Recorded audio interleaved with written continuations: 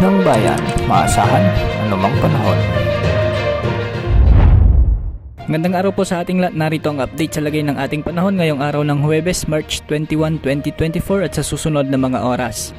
Ngayong araw nga ay dalawang weather systems pa rin ang nakakaapekto sa ating bansa.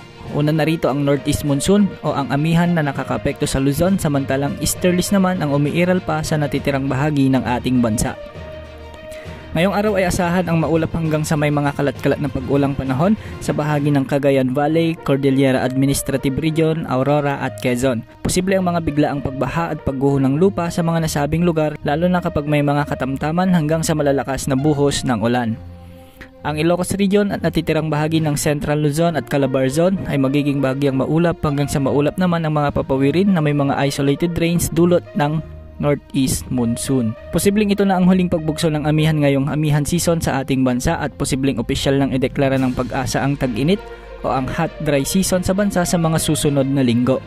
Ang hot dry season ay siyang counterpart ng summer season ng mga bansang nasa temperate zone sa ating mundo.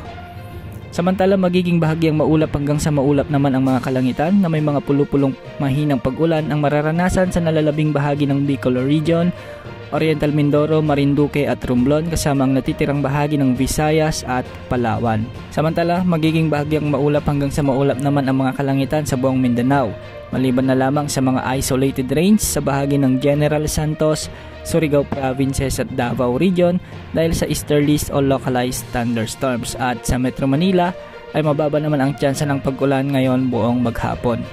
Sa ngayon, may nakataas na gale warning pa rin sa northern portion ng ating bansa, lalo na sa mga probinsya na nasasakupan ng Ilocos Norte, Ilocos Sur, La Union, Pangasinan, Batanes, Cagayan, kasama ang Babuyan Islands at Isabela.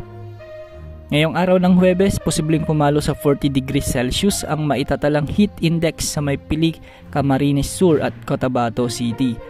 Aabot naman sa 39 degrees Celsius ang heat index sa may Bacnotan, La Union, Dagupan City, Masbate City, Puerto Princesa City, Dumangas, Iloilo, Davao City at Zamboanga City.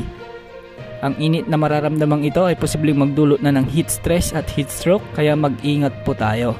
Base naman sa latest wind map ng mga ginagamit nating models, wala namang inaasahang mabubong sama ng panahon na posibleng makaapekto sa bansa sa susunod na 3 hanggang 5 araw maliban na lamang sa kumpol ng kaulapan na namamataan sa silangan ng Mindanao. Ngunit posible lang ito maging isang tropical wave at mababa naman ang tsansang maging bagyo.